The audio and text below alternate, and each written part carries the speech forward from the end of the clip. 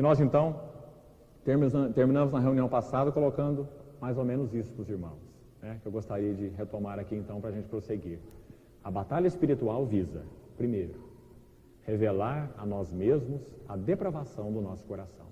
Porque Deus quer nos envergonhar? Não. Mas porque Deus quer nos conduzir aos seus pés, à humildade. A ver a sua glória no meio da glória espúria, desses deuses que não são. Rendermos a Ele de todo o nosso coração. E em segundo lugar, porque Ele quer identificar para nós o conflito espiritual. Para que nós possamos então crescer espiritualmente em direção a Ele mesmo. E sem identificação dos inimigos espirituais, nós não podemos crescer. Nós seríamos cada hora enredado por um. Mas na medida que nós vamos conhecendo a essência da batalha espiritual, os deuses do nosso coração, em seus muitos aspectos, nós sempre estaremos lutando com eles. Eles nunca serão assunto do passado. Nenhum de nós, em nenhum estágio espiritual que nós estivermos, por mais amadurecidos que sejamos espiritualmente, nós poderíamos dizer, deuses para mim são questão do passado. Não.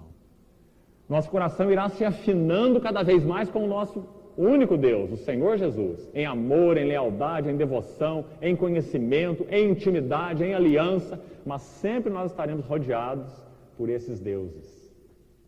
Irmãos, a nossa vida de pensamento é uma questão impressionante. Esses deuses, entre aspas, que na verdade são uma insuflação, através dessas hostes espirituais da maldade, da nossa própria carne, as hostes espirituais do mal, utilizando-se elementos da nossa própria carne, eles não pedem permissão para entrar na nossa vida de pensamento. Eles entram sem pedir permissão. E se nós não tivermos identificação desses inimigos espirituais, o que é o que na nossa vida cristã? Nós estaríamos sempre rodando em círculos, como o povo no deserto, sempre distraídos, enganados, confusos, indo de Deus em Deus. E é tão sutil a questão, que Satanás é capaz de nos enganar até com o Deus da religião, como ele fez isso tanto tempo. Há um período na história da igreja de 1000 anos, que é chamado de a Era das Trevas. 1000 anos. Não havia falta de religião, Nessa época o catolicismo era uma religião mundial, havia religião para tudo quanto é lado. No entanto, foi a Era das Trevas da história da igreja. O diabo usou a religião institucionalizada para desviar o coração dos seus filhos. Para a justificação pelas obras, para a própria idolatria e para todos os descaminhos.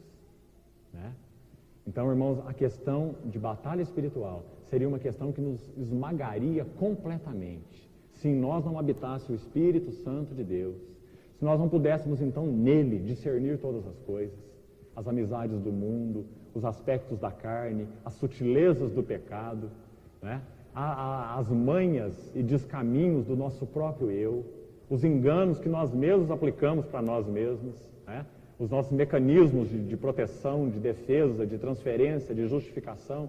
Se Deus não pudesse ir a fundo do nosso coração nessas questões, não teríamos nenhuma chance de vida com Ele, de amadurecimento. Então, 2 motivos: provar a Israel e para que os filhos de Israel aprendessem a guerra, conforme o versículo 2. Agora, eu queria retornar com os irmãos, retornar ao capítulo 1, e eu queria extrair alguns princípios importantes desse capítulo 1. Ainda como uma introdução ao estudo do livro.